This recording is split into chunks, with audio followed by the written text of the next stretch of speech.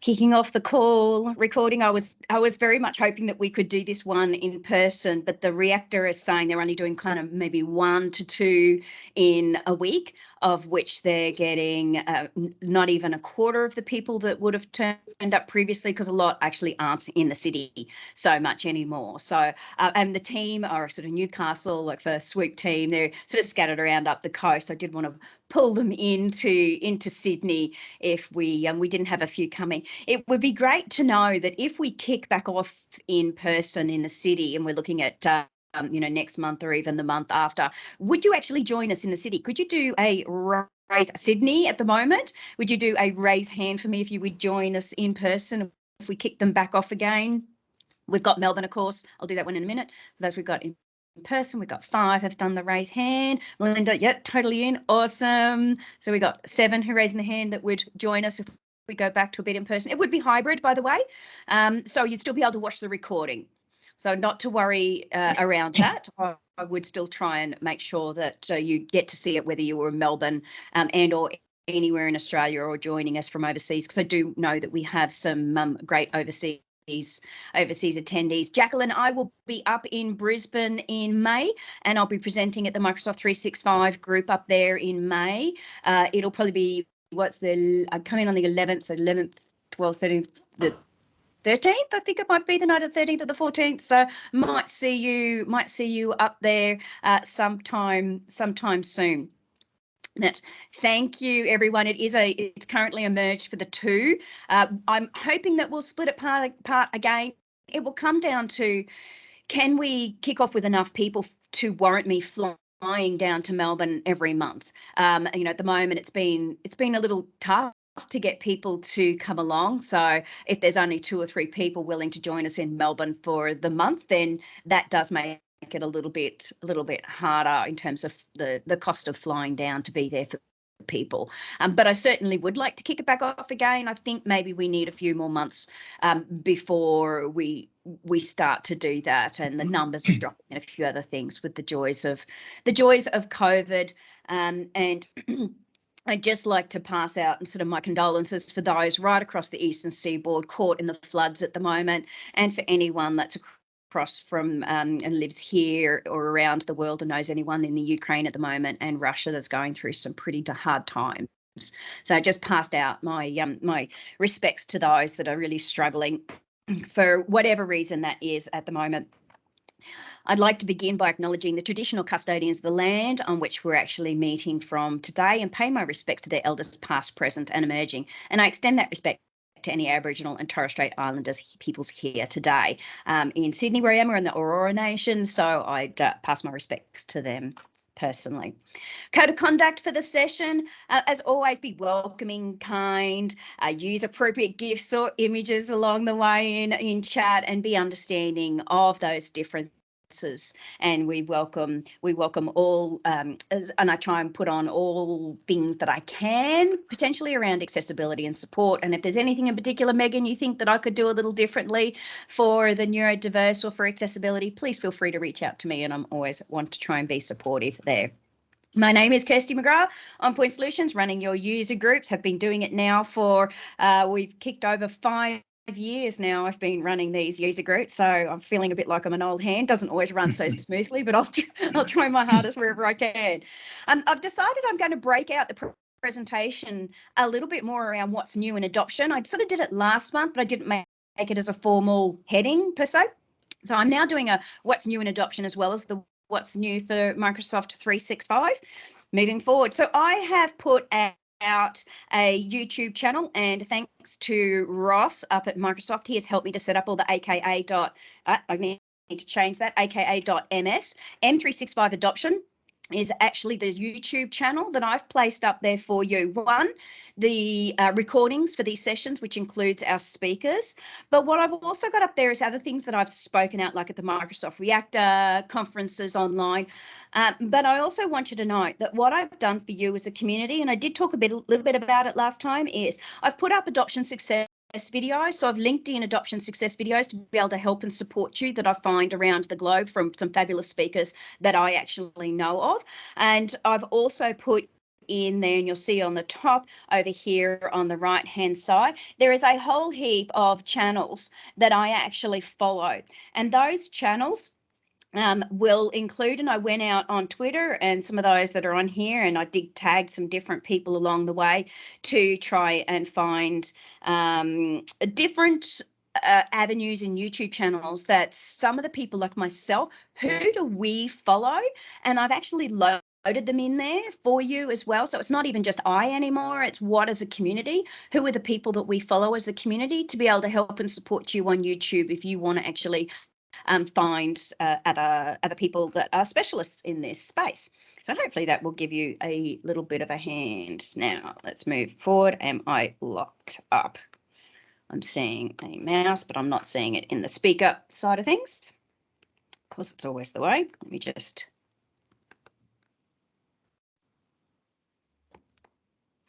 Looks like PowerPoint. Here we go. No, wants to lock up on me. Let me just close it down. Doing its own thing. Just see if we can get it to do a bit of a reset. That's fine. We can see the task manager coming up and the mouse moving around. Yeah, that's it. Now maybe it'll move forward. No, clearly not. It's not even recognizing PowerPoint. Okay, there we go. Let's just see if I can get it to close down anything in particular. Now that might be room. No. Okay, I might have to just very quickly end it and reopen. And sorry guys, the joys of it's a big presentation this month. All right. It's actually 111 megabytes, I think it hit. So it was a fairly heavy duty one. Nice little slow things down a little bit. Hands up anyone who's had a challenge during a presentation where the technology at some point failed. I think I'll start. Clearly, I did not sacrifice anyone to the technology gods before I kicked off today. We've had it all running very smoothly for a good year or so. And of course, there's always going to be one. Some of the great stuff that looks like the first link does not resolve. Try this one. Yes, you need the HTTP in front of the AKA MS. So my apologies. I will fix that in the presentation. I do have it elsewhere, and it should be in there. It should be in there correctly. I won't need to do that. Let's start again. Rightio. Here we go. Moving forward. I should have just jumped right from the page. Right. The Microsoft Viva resources are now available online. We've got some really great content in there to be able to help you around adoption. I have kept up in the presentation for you the 3-part series that I put in last month, just to be able to help you for a little bit longer around Microsoft Viva for that journey. In terms of some of the other content, there's awesome inside Microsoft Teams, MS Teams site provided by Microsoft to be able to dive into a few things around Teams. Some really good case studies that are going live up on there and across the series. It's now in its series 5. Highly recommend going and having a look at that. And I'm not sure, is Rebecca, I know sometimes she can't get on the call. Is Rebecca here on the call today? And having a look. Sometimes she is. Not seeing her putting her hand up.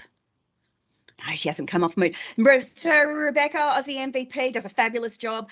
She's put out a blog up on the Microsoft Tech community around Yammer perspectives, and she's included all of the authors, the very much the MVP across the Yammer space, all different blogs that they've actually pulled together around why Yammer in one big blog, and sort of consolidate it with extra links. A really fabulous blog to go and have a look at around adoption, guys. So one thing to keep an eye out on. The last adoption champions call that was on recently, there was it was very bit of an adoption theme around boost your game, a bit of gamifications, and a follow-up around the CARES program update and driving into it. The next one is on March 22nd, if you want to join in. I've put in the link to the tech community blog around the Boost Your Game and what that actually looks like to be able to support you when it comes to your Change Champions. The M365 Maps, which is Aaron Dinage, he's got a really great site. I don't know if anyone's actually seen it, that helps you to understand what you're going to find across the Microsoft 365 suite. So he has all these maps and different ways to be able to show you, depending on, you know, what tenant and license you've actually got. Highly recommend going in and having a little bit of a look, because I do get a lot of questions around, well, what have we got? And a lot of times as you know, change champions ourselves, we may not even know what we've actually got as part of a license. So recommending having a look. If not that, then the jump to 365 with Matt Wade. He's got his infographics. He's got his, you know, blogs and lots of great stuff that he does alongside AvPoint, which we sort of spoke about last month with AvPoint, with being, we're both AvPoint champions too, and his tables to be able to help and click around. I'll be getting a bit about task management. So I've put in a ton of links here for you from different blogs and spaces around, you know, what to use when kind of message, or what does it look like, or should we be moving off Planner and using lists? Lauren Strand, you know, Megan's here. You know, he's put up a bit about how to migrate and get off Planner. There's been, you know, some of the limitations around Planner that's now coming out.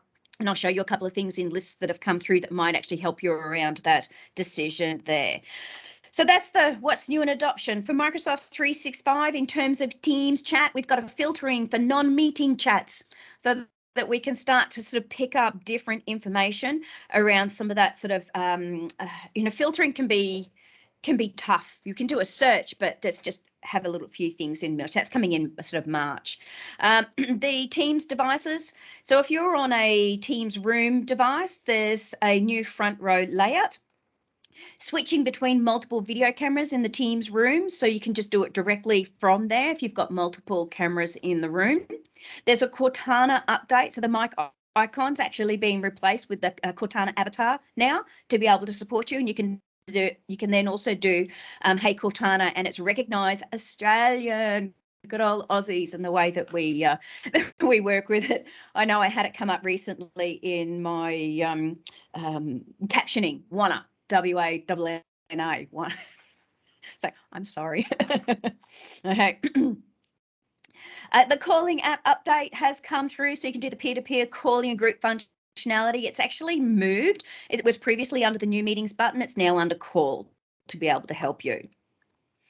Okay. Transcription for one-on-one calls is kicking into play. So we've had it there for meetings, but now on calls, you can actually have transcript. Same with the one-on-one across VoIP and PSTN calls. So the recordings and transcriptions are available in the call history. Mirror My Video. I have talked about this coming out last year. It is now in place. Some of the reasoning around it was especially for educators when they've got a whiteboard, for example, and they're drawing on whiteboards that's then not flipped, like if that whole, you know, can see through someone onto the whiteboards around education, or you're drawing and you're watching it on the screen on video, seeing what the kids are screening, and having it flipped is really tough. So from an education, and if you're living across training space, a bit like I am as well, it's become really important. Also the load on the brain in terms of seeing yourself, you can turn off your own video as well on top of that, apart from the mirror the video. Really good for the neurodiverse and those with accessibility, with not having it flipped. In terms of what's coming in terms of the breakout room, so there's some really great features that have come into play. Mine in particular that I really love is I love the timer.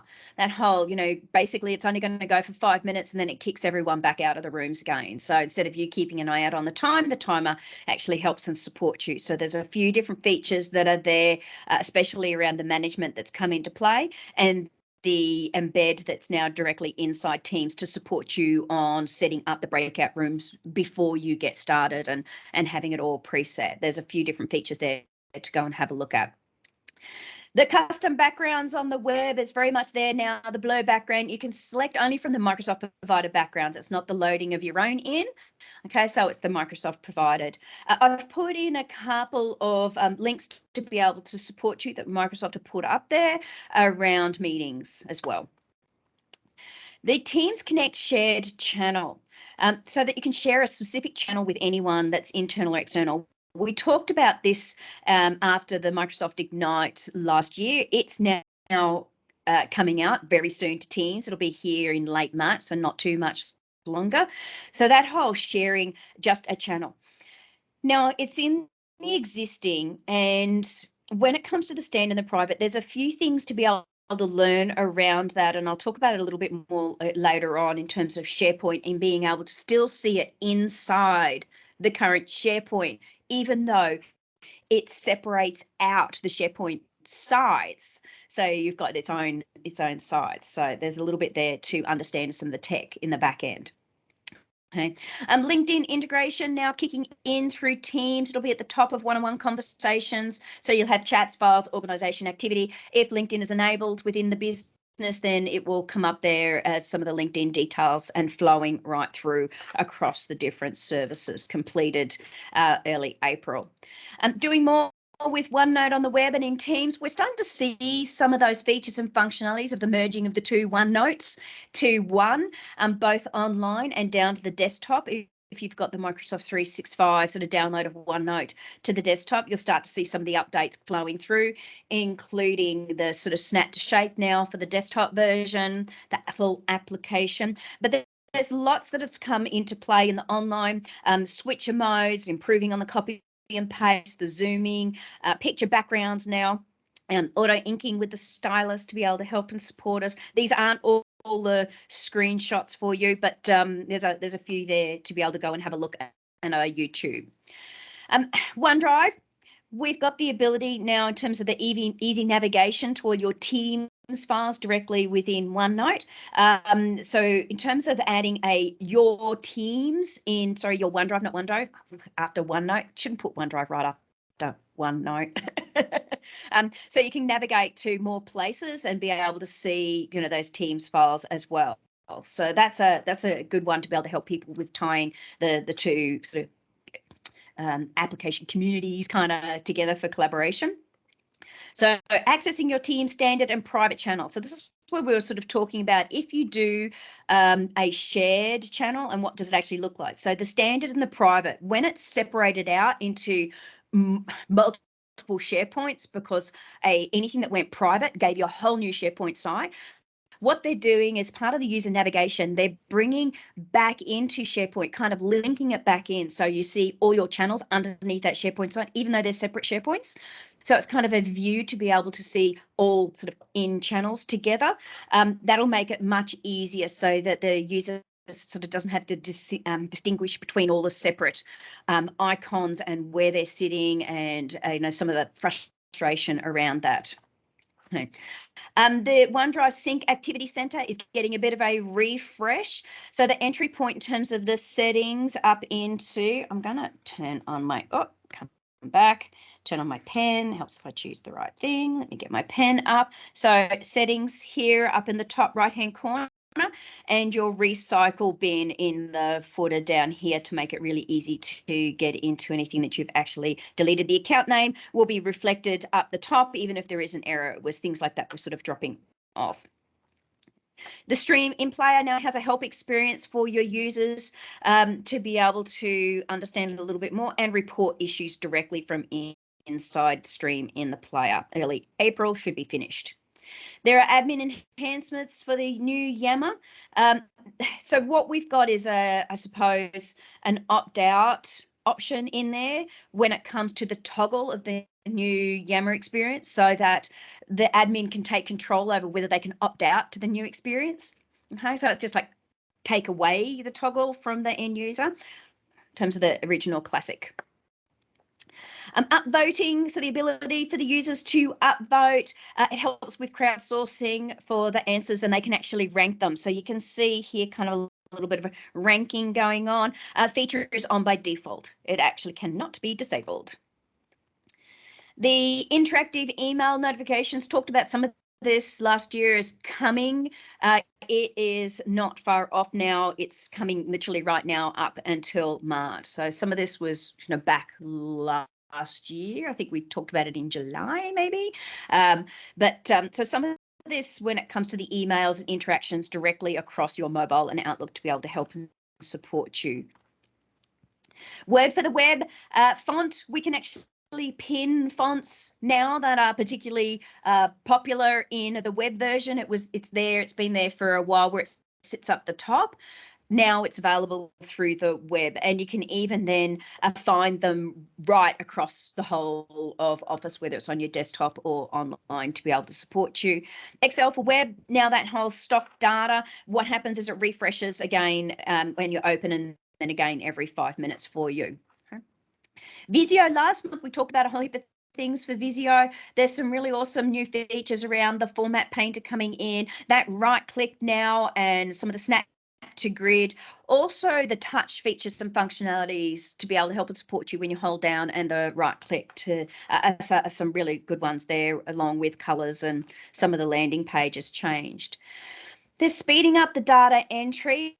A lot of this is both on the desktop, some flowing through. Now the autocomplete for drop down lists, it's in the beta channel at the moment, so I'm really hoping we'll see that flow through outside of the beta. There's this autocomplete logarithm that's flowing in. I'm really loving the look of it to be able to help and support you.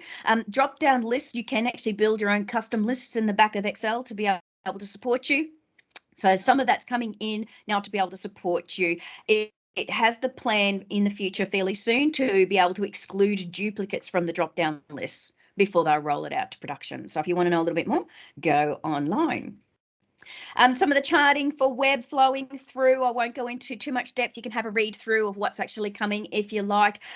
A few of the things that I particularly love is very much around the formatting for online. Having to open that down to the desktop was one for me that I did find a real struggle. So there's a lot of changes happening for the web features for Excel, which I'm loving. In terms of SharePoint, there's lots coming through for SharePoint. Have a look at the Internet Zone roadmap pit stop to be able to support you. Spell check grammar coming for your SharePoint pages. Navigation switcher so that you can actually change the view on your SharePoint team site to make it easier to move from vertical and horizontal. The list board view, so what's happening in list. I suppose this is one of those, should I move over to lists now from planner? This was a big one. Having things in boards was structurally, some of the things that people really loved about planner and was stopping them from going to lists. So those are sorts of things that are in there. Microsoft List is also there for the light version for those that are small business and individual use now, so free and flowing in. The Power BI now integrating as part of your SharePoint document library. So if you've got lists, you'll be able to send them through.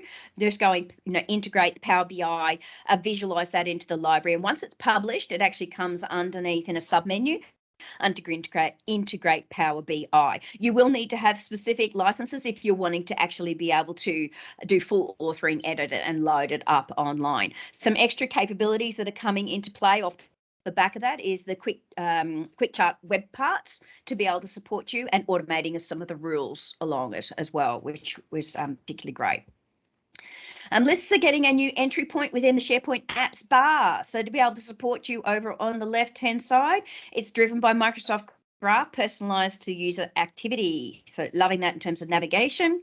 Some experience around the topic card, experience improvements in terms of Viva, so that you can actually see more information in the topics card in Viva. There is a connections dashboard, so new topics new card in the connections dashboard. We can actually boost some of the published news that you want to put out there, plus enrolling in a focus plan for insights in the apps for the team. So an individual can go create a focus plan and adjust their preferences so that when it comes to your calendar within the Insights app, you can actually adjust some of the information around the preferences for auto booking. Okay. The syntax taxonomy when it comes to topics. There's some new integration tools around AI to be able to support you in here, where you can create topics off a particular term.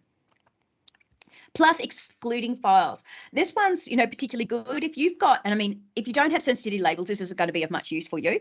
But that discovery is an important component. If you want to not have certain topics included in terms of sensitivity labels, you can actually do that now. So they will no longer come up in the list.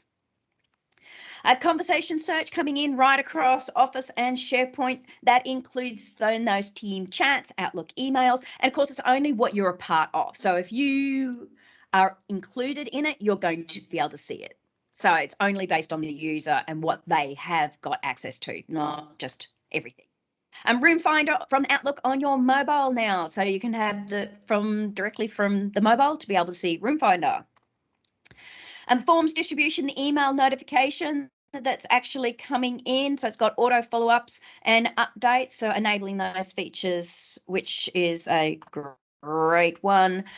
The split sending and the split sending and the sharing entry point. Now, tongue twisters for the day. So what's happened is they've had a bit of an update there before rolling out and separating this out to make it a little bit easier. So you've got now up on the top right hand side the ability to be able to just go collaborate or duplicate from the top new buttons there to be able to support you. In terms of some of the events, now a lot of these can be in person, some are virtual. I've put them all on here. This is courtesy of Ali up at Microsoft. She presents these to us as MVPs each month. If you want to know what's going on around the globe, one that I would highly recommend is the Teams Nation. It is virtual. It is totally free. There's some really awesome content that's going to be flowing through from Teams Nation, everyone. And on that note, we'll now spend the next sort of 35, 40 minutes with SWOOP. Really awesome team. They're going to be talking the 7 deadly sins of digital collaboration. And clearly my picture dropped out of here. I wear on a Sunday morning, I do a bushwalk, and it's a particularly good hat for me to wear. So I've always got my SWOOP hat on. I'll have to get it for you and I'll bring it back in towards the very end of me doing my bushwalks on a Sunday with the SWOOP hat.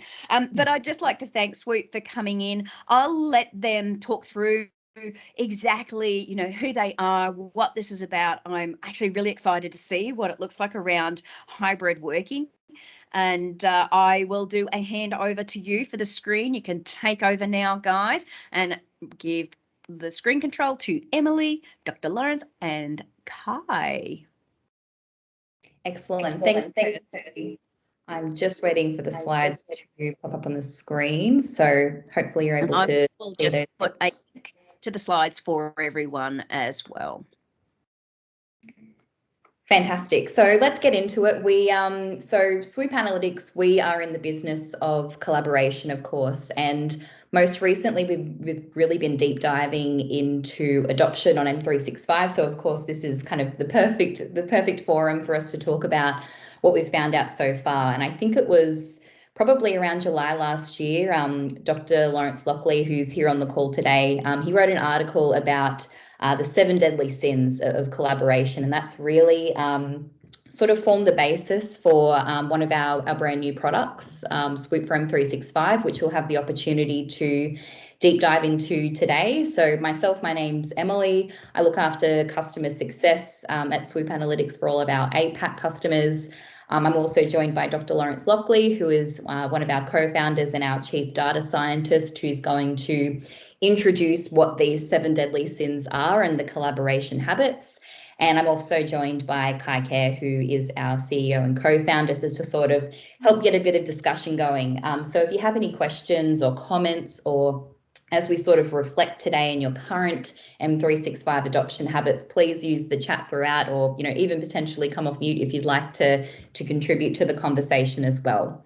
But before we get into that, I also wanted to acknowledge the traditional custodians of the land on which this online session is being hosted. And for myself, I'm participating from the Central Coast of New South Wales. So I would like to acknowledge the Darkinjung people and acknowledge the traditional custodians of the lands where all of our participants are located. Also to pay my respects to elders past, present and emerging, and extend that respect to Aboriginal and Torres Strait Islander people on today's session. So to get into things and to reveal the 7 collaboration habits and sort of deep dive into that, I'll hand over to Laurie to walk through. So over to you, Laurie. Okay, thanks, Emily.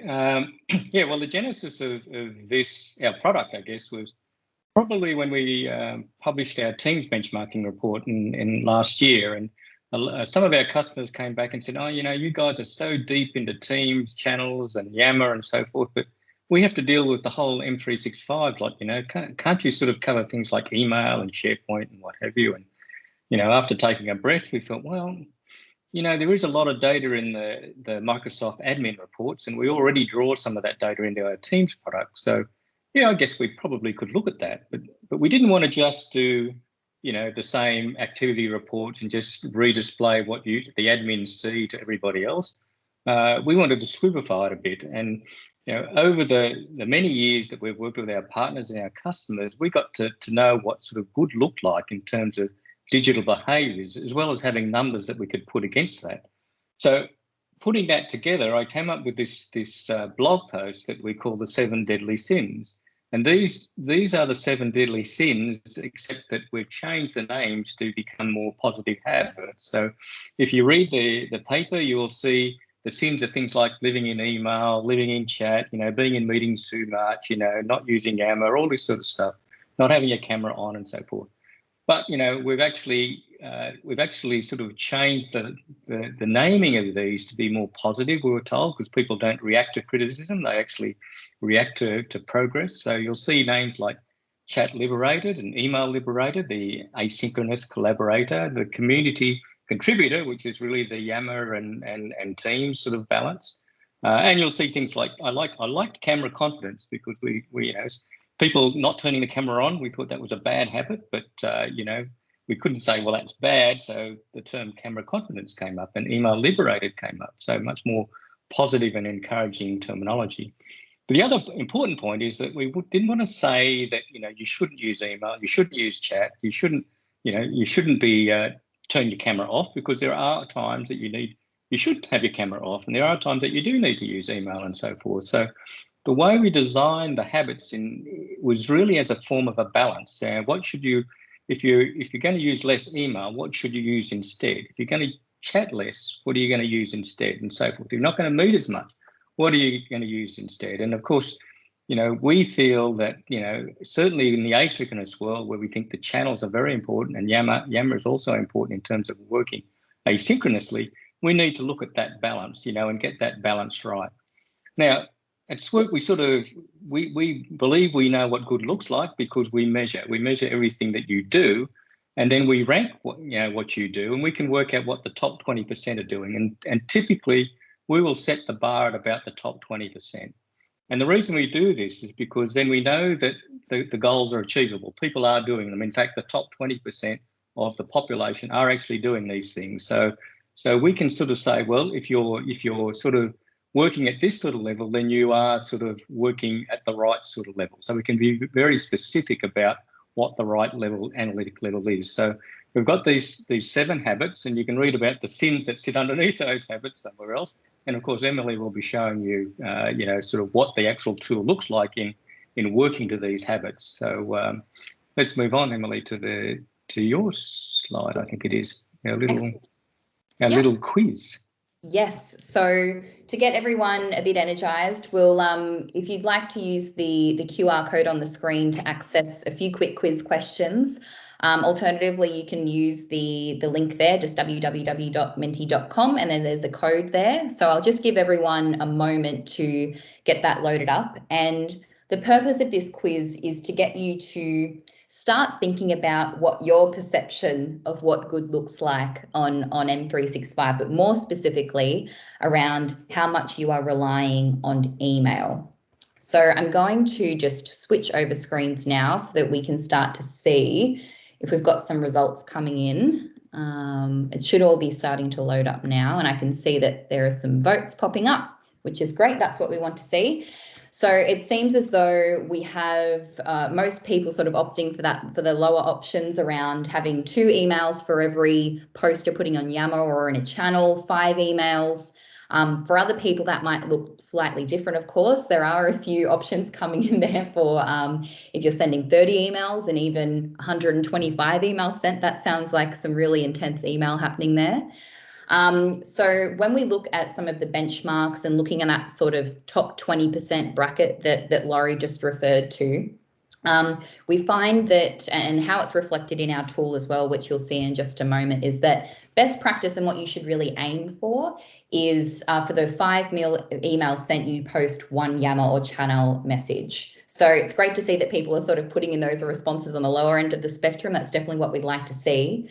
But from here, I also want you to consider what bad or not so good looks like as well. So if I just move through to the next question, which should pop up on your device or wherever you're answering the questions, what do you think bad looks like for that email liberated habit in terms of the balance between the email and the channel and Yammer collaboration? I guess for any of the options that you see here, I don't think you can really go wrong. Like, this is all sort of started getting up into the higher numbers.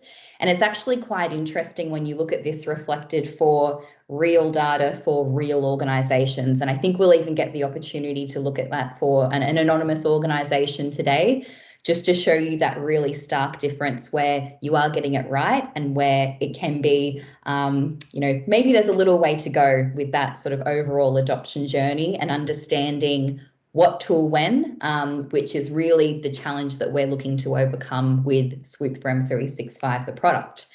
So now we've sort of kind of got the current state of play and what we're all thinking. I'm going to stop the sharing on that one and head back into our slides, if you just bear with me for one moment.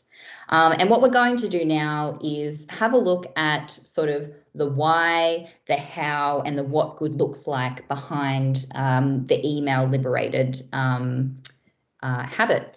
So the interesting thing about email, and we can also, I'm sure this would resonate with most people on this call today, is that we all have our own specific email habit that we sort of like to stick to. So for some of us, it might be that you feel like you need to clear your inbox at the end of the day. For some of you, you might have specific points throughout the day where you go in and check in. But we do get asked quite a lot when we look at these habits, well, why do we need to move out of email? What's the reasoning behind it, and why should we be collaborating more in channels or on Yammer or in chat potentially? And I think one of the main things that come up is really that kind of interruption effect, and what that can look like. So if you look at some of the data and research behind this, what we've sort of see is that the average worker is interrupted potentially every 10 minutes or on average up to 56 times per day by email. And it can take around 25 minutes to completely refocus that attention back onto your original task. And if you sort of add up what that might look like across a day, that's potentially 2 hours spent recovering from those distractions. So email is really one of those big interrupters. And when you look at that sort of combined with, the nightmare of sort of file sharing and sharing those different versions in email, we've all seen the V1, V2, final, V3 draft, and it's just an absolute nightmare if you're just relying on email for that sharing. But for us to sort of reconsider and maybe think about the ways that we could shift that behavior a little bit more, we would suggest moving more of those internal conversations into the Teams channels or potentially into Yammer as well. And if I think about the way that comes to life for SWOOP and working within SWOOP Analytics, one of the first things that I was told when I was onboarded to the company was that we do not send email internally. That is sort of the cardinal rule for us here at SWOOP, and it doesn't happen. We always use channels and we always use Yammer. But then for those sort of more quick, sort of tactical type conversations that sort of happen in the spur of the moment, I'm going to pick up the kids from school, or I won't be online for this meeting, or 5 minutes late. Those sorts of things you can use chat for. And then for any of those kind of big, broader internal comms type conversations and sort of broadcast type messages, definitely sort of shifting away from those classic email distribution lists. And if you think about that from an example of maybe it's a leadership update or a leadership newsletter that's going out every single week, having those conversations on Yammer, definitely much more effective to have more of that two-way reciprocated conversation.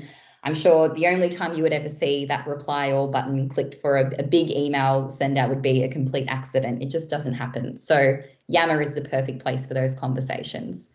And then when we go to this sort of what good looks like and what the good balance is, which is what we just sort of looked at in the quiz that we spoke to, we would recommend for every 5 emails you send that there's 1 channel or Yammer message. And then for every 2, the lower end of the spectrum, or the poorer performance, would be for every 200 emails you're sending 1 channel or Yammer message. So there's sort of that really big spectrum in between. And I would really like you to start thinking about what this might look like for yourself, or maybe it's for your team, or maybe it's for your broader organization. But we've also thought about email from this perspective and being email liberated from the perspective of sort of ROI and what that outcome is. So, Laurie, would you like to jump in and talk a little bit to ROI? Let me talk to this. I mean, we're inspired, actually. Kai's just written a blog post on this, so you'll see this pretty shortly. But we're inspired by one of our customers in the US who was doing this thing around what's the ROI from being email liberated. Now, we can't mention the company, but he said he was a data nerd from Atlanta, and we're allowed to say that. So, but essentially, with this habit, we're looking to do less email and replace that with channel and Yammer messages. And so, what is the value of doing that? Now, when we actually, you can play the next part forward. When we actually look at the time that it takes to read and write an email versus a channel message or a Yammer message, it's about half. So we've got these timings from some of Microsoft's research and some of our own, but it's fairly solid. We've tested it across a number of different sources, if you like. So if you like, for every email, you're taking all the time that you might spend around an email. If you substitute that with a channel message or a Yammer message, you're basically saving half the time. Now, our benchmarking, we've just started. We're doing a big benchmark push right now, so you can still join this benchmarking for M365. But our most recent test set, we had 9 organisations with nearly 60,000 staff that were actually using email, right? So, and on average, we found that sort of people on average read about 30 emails a day, and they write about 6 emails a day. So they spend about 2 hours a day on email, and that sort of pretty much meshes with what we're seeing in other reports as well. Now, if we take a conservative view that 25% of that email could be substituted, and largely we're saying internal email. So if in your organisation, or if you look at your inbox or outbox or what have you, and find that about 25% of your emails are actually internal, then you can actually swap those emails for a channel or a Yammer message, if you like. And if you do that, you'll save about half of your time on 25% of your email. If we crunch the numbers according to our friend in Atlanta, the average time saving was about 11 minutes a day. Doesn't sound a lot, but when you work out the actual the costs, and they were using $80 an hour as a fully loaded cost, for an organisation of 20,000, all of a sudden we're talking about $300,000 a day, or $77 million a year. And if you want to think about those numbers in terms of staff, that's like hiring 500 more people, right? So, and that's just from converting, a few emails, a quarter of your emails to channel messages. Not even talking about the added value and actually sharing it with people rather than having to send multiple emails to get the same effect. This is purely on time saving. So it's quite a conservative sort of measure. So the numbers are pretty big when you want to do that ROI calculation for this. So I'll leave that back. I'll hand back to Emily, and she hopefully can show you how we can help you in that space. Thanks, Laurie. And I also wanted to see, and I know we're sort of just conscious of time as well. And I can see there's a bit of activity happening in the chat, but as I mentioned, we'd like you to really consider if you are, do you think you are happily email liberated? Do you think if you looked at the data in SWOOP, which we'll look at in just a moment, do you think you'd be sitting at some of those higher scores? How do you think you compare to your colleagues? And if you think this is still a really big area of opportunity in your organisation, Kai, is there any sort of activity happening in the chat there that might be interesting to talk about? I think there's sort of Megan was putting in a comment in about about still living in email, but also doing a lot of work on in other channels. I think my sense is that the audience we have here today, you guys are probably pretty advanced. Like all the people that go to these sort of events. I mean, we all pretty good, but compared to our colleagues, sometimes it's really easy to lose sense of like how far behind our colleagues are. And as I put in the chat, there's just so much email happening. I mean, the data is irrefutable, and therefore sometimes we just got to go back to basics and really need to see, because the big problem is really that email bit. Like there's so many people that are still trapped in that, and we got to get them into a smarter and better way of using M365 to collaborate. And I just saw a comment pop up, just a question from Victoria. So the act of going to email to read takes longer than the same contact in a channel or in Yammer. Do you want to talk to that a little bit, maybe Kai or Laurie? Yeah, Go on, Kai. Oh, okay. Well, I mean, I think that the sort of time it takes, obviously it's different for every individual. So some people spend a lot more time reading an email, some people just flick through it and so forth. So a lot of the research that we drew from was really taking an average of that. So that may not be you, but it is an average. And certainly for email, it's actually the average that Viva Insights uses. So we're fairly close with them. So we know we wanted to line up our numbers as similar as we could to theirs. So a lot of this is actually drawn from Microsoft's own sort of research as well, and what they apply in the Viva platform. So when you look at when you get your My Analytics thing and says that you're spending so much time in email, they're using the conversion factors of emails to time, the same that we're using. So in essence, we're in some ways we're relying on their research. For some areas like Yammer, for instance, they don't measure that, but we do. So we more or less did our own research, and we found that it was Yammer and channels were similar in terms of read-write time. So that's. And I think people are also just Victoria. They just you're more verbose on email. It's like, oh, I can't sit write an email. It's like, and you tend to make it a lot longer. Whereas they're just more. I mean, chat is probably the briefest, where you're almost, instead of saying okay, you just write K. So like that's ultra short. But even the channels are actually channel messages and Yammer messages are shorter than emails. And then you because also you don't need to write all the context and introduce someone new into the thread. All that stuff you're doing on email, saying, oh, I need to introduce you to blah, blah, blah. It just means that the messages get shorter and more concise in channels and on Yammer. And I think some of the email read time includes search time as well. Like it does take you a while to find things sometimes on email compared to when you're sitting in a team channel and you know where they're coming from, and so you don't have to filter out all that other stuff that you've got running in as well. So in essence, as I said, they are averages. They might not be you, but in essence, we're just relying on the broader research to come up with those conversion factors. Megan has also asked, how does this compare with organisations who don't use Yammer and just have teams to work out loud? Well, we don't really differentiate. I mean, we put them in the same bucket, because as far as we can see, it takes the messages about the same length in Teams channels and on Yammer. So we don't really differentiate between the two. Yeah. So if they don't use Yammer, the email liberated score won't be any different, because they're still using, we group Yammer and Teams channels together in terms of how we measure their asynchronous behavior. So, but it's good actually, Emily, if you're able to show, there's a couple of examples that I just think, it's just when you see this with your own data, or you see this for your company, you sort of go, man, we got to find a way of improving this, and the opportunities are huge. So Emily, can you show us some of that? Yeah, of course. So I'm just showing you, this is a real SWOOP for M365 dashboard to show you how it's reflected. So at the moment, this is actually looking at my own personal insights and the way that I'm using M365. So to sort of kind of go back to what this product is doing and what it's going to help you with, it's helping you to overcome that what tool when challenge, not only at sort of the enterprise level, which will give you those broader insights about, how these habits come to life across the entire organization, but also then being able to drill down and see how those habits are reflected for particular segments, whether that's, on a department level or if it's sort of job roles, but then also being able to surface all the way down to the individual level, which this is the personal dashboard that we're looking at right now.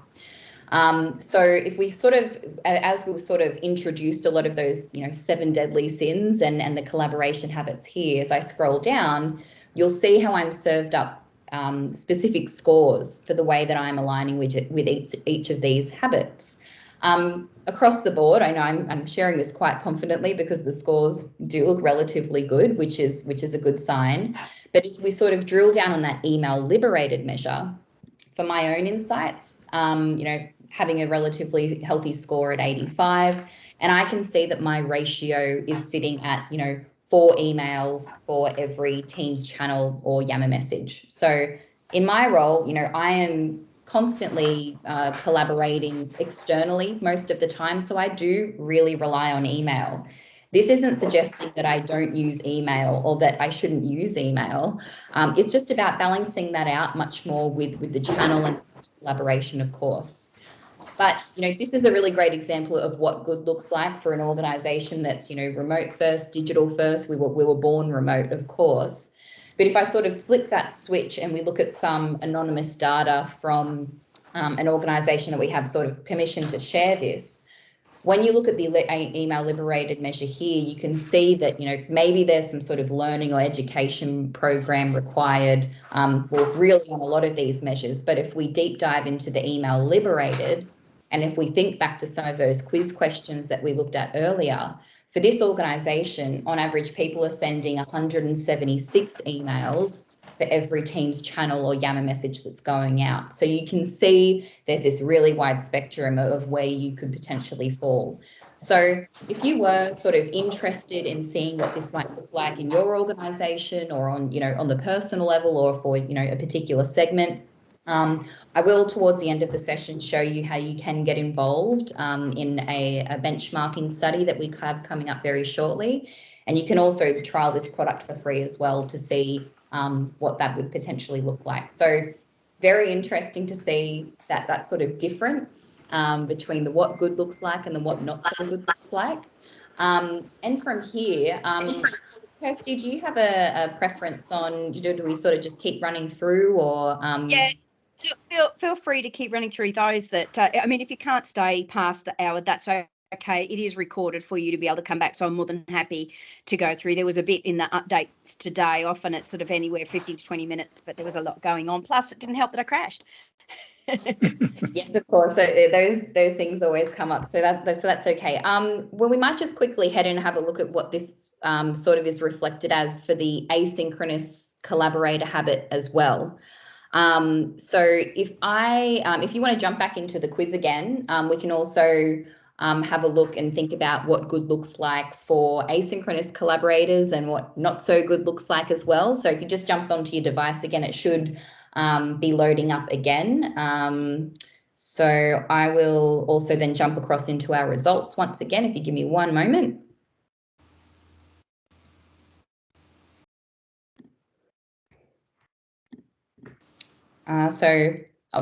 Great, I can see that people have had access again. So our next question around what do you think good looks like for an asynchronous collaborator, and this is broken down by how much time you're spending in meetings versus how much you are using Yammer and channels to collaborate. So if you maybe even think about this from your own perspective and maybe where you would like to be sitting or potentially from your organization's perspective. We're looking at this here as, we've got about, the majority is actually sitting for every 2 hours in team meetings that you're then posting one Yammer or channel message. What we've found through our sort of initial benchmarking and looking into this, we find that it's actually the top 20% are sort of performing around that for every 35 minutes. In Teams meetings, you're posting a message on Yammer or in channels. So it also feels like there's a little way to go there as well with the way that we're thinking about it on this call here today. And then we'll go to one final question as well. This is sort of, again, on looking at the other flip side of things. What do you think bad or not so good looks like, to put it a bit more politely, for the asynchronous collaborator habit? So these are sort of looking at much higher time periods as well. I guess for any of these, we would say that they look bad now that we've already uncovered what good looks like. So thank you to those who are sort of popping in those votes. And then I will just quickly get to as well, just sort of the why and the how again for the asynchronous collaborator habit. And then we might just open it up for some extra questions and discussion as well. It's great to see that the chat is quite vibrant at the moment. So I'll just sort of switch back to my slides 1 second.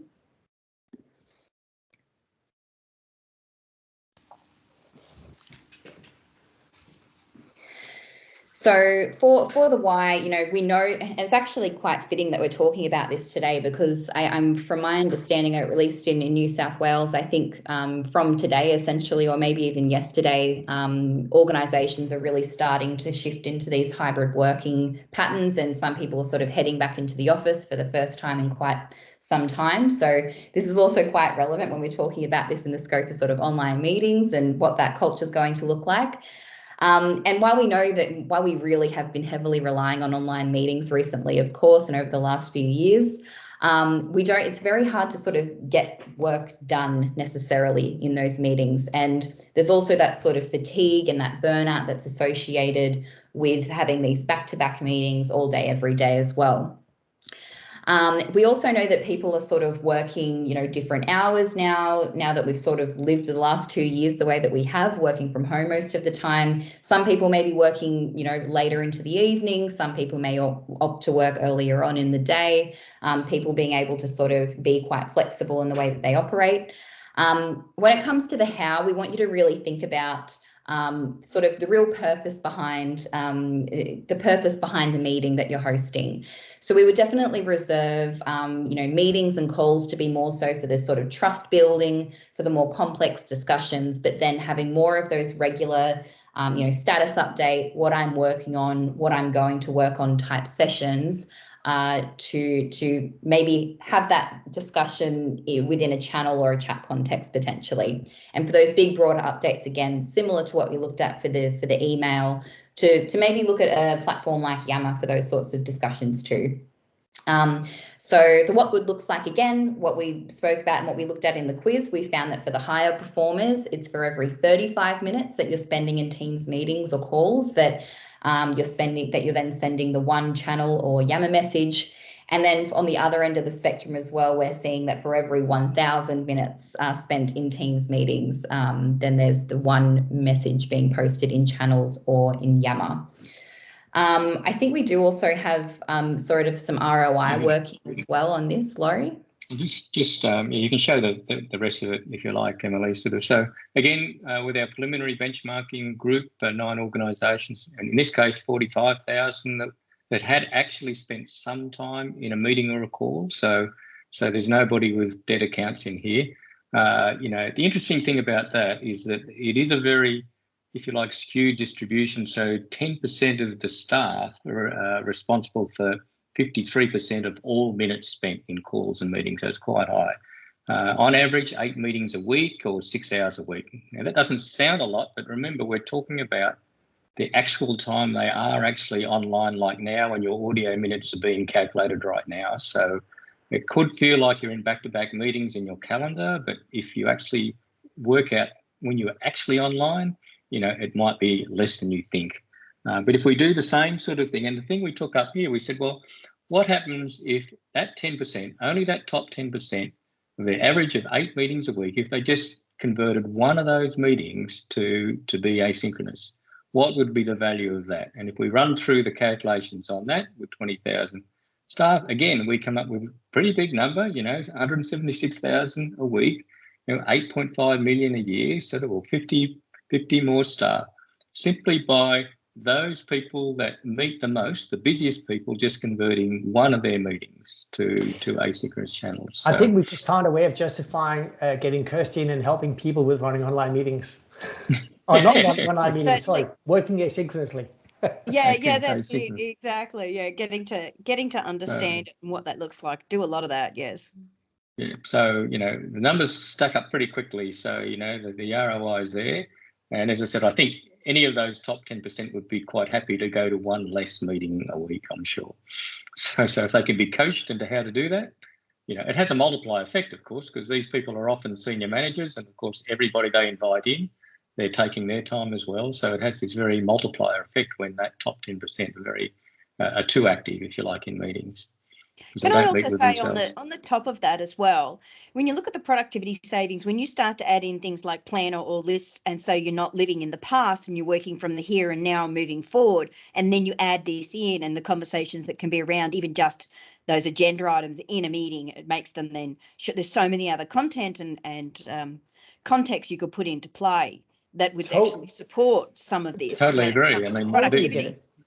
These are like very conservative numbers, we believe, so we haven't even talked about the collaboration effect. This is purely time saving. It's got nothing to do with collaboration effect, which is huge as well. So, but I think the big challenge is that we are, and it's hard for us not to be like aggressive in our use of technology, but we always have to remember that there's a bunch of people out there, and current status for them is, I'm doing all of this in email. My tasks are in my email, my meeting minutes, my project management, my everything is in email.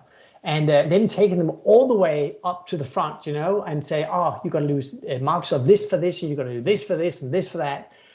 We just can't get them to move that fast. So that's why I think we at our we sort of had to go, all right, well, let's take people from where they are and let's just try and nudge them forward just a little bit, right? And even just that little bit is going to have a huge, substantial bottom line impact.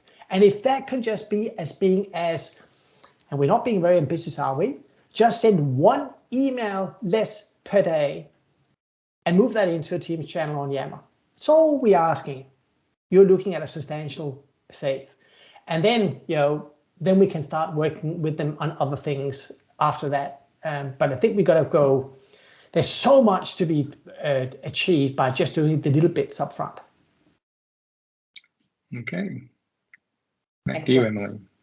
I just will quickly also show, like similar to how we looked at this with the data for the email liberated, also how that looks like for that asynchronous collaborator score as well. So back to my own personal insights again, just to show you what this looks like for myself. So for me, the ratio is looking at about 29 minutes for every one Teams channel or Yammer message, which is meaning that I'm sort of sitting at top 20%.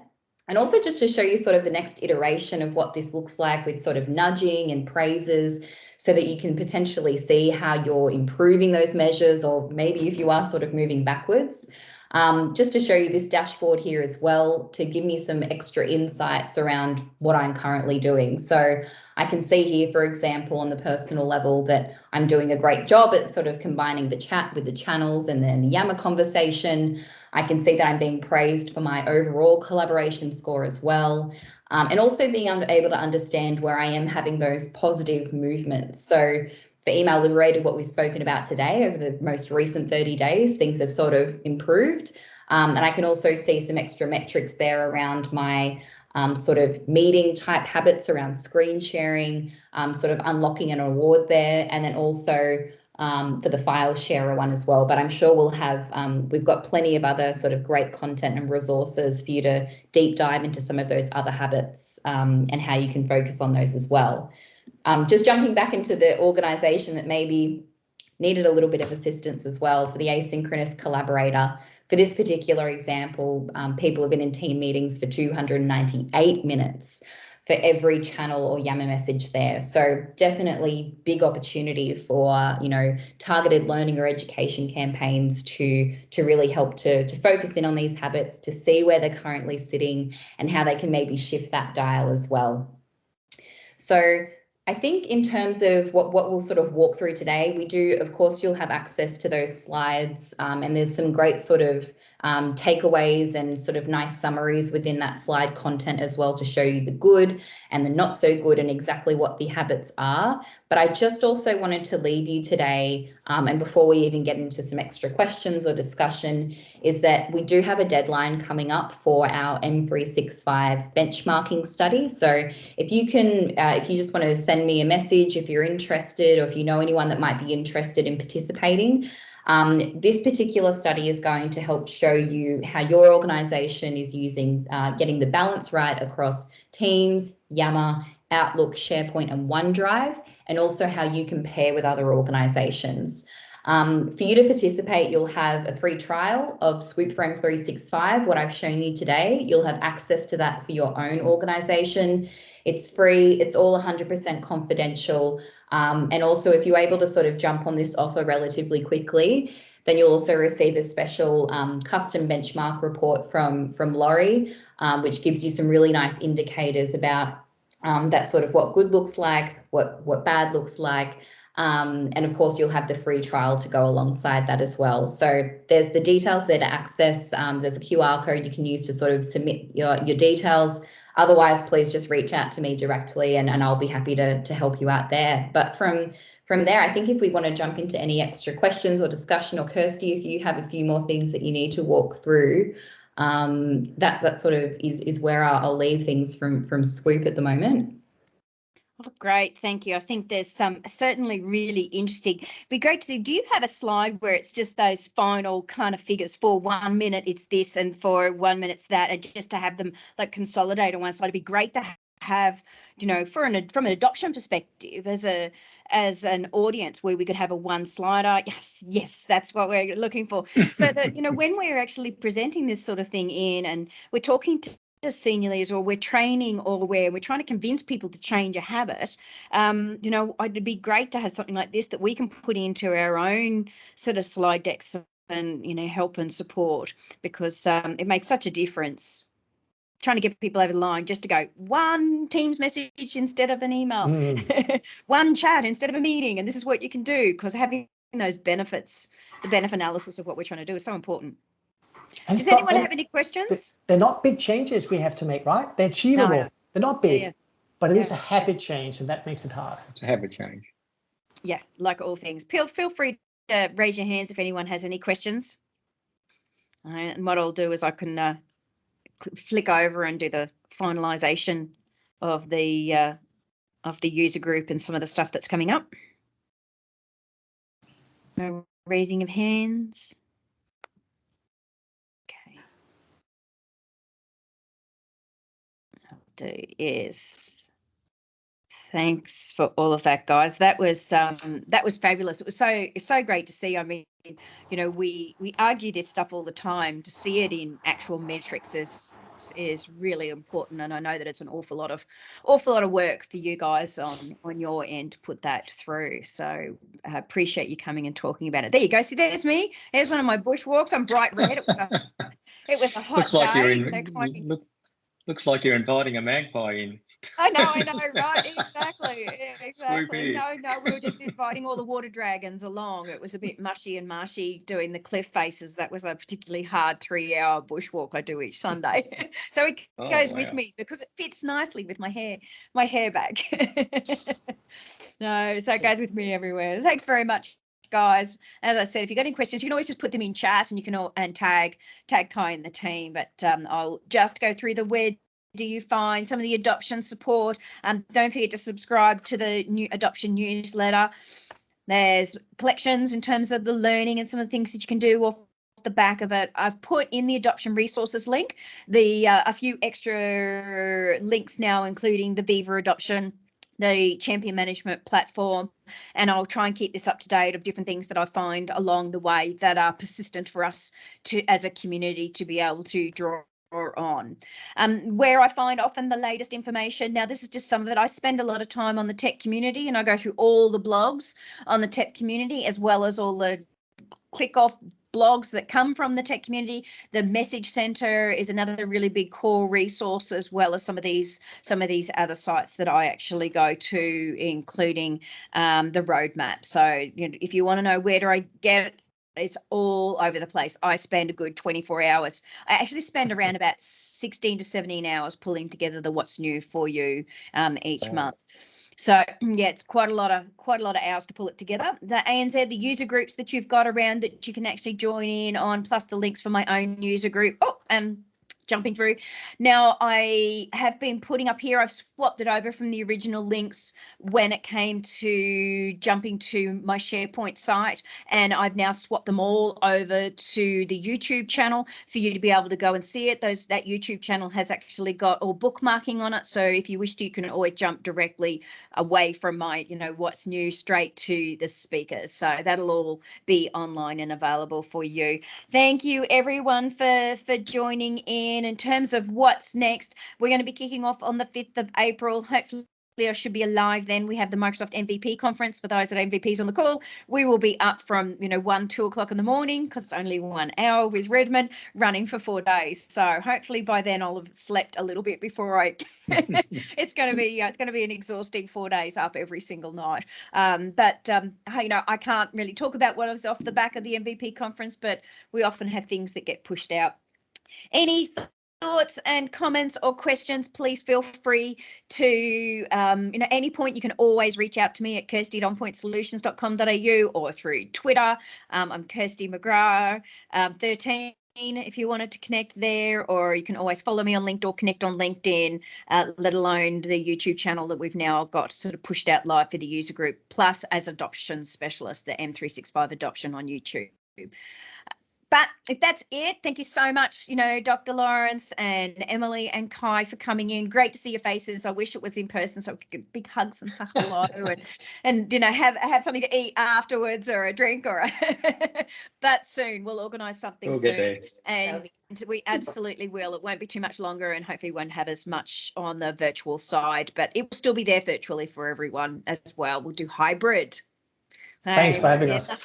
Hybrid work. Thanks everyone for joining. Please feel free to stay on if you have questions for any of us and you would prefer it to not be recording. I will end the recording now.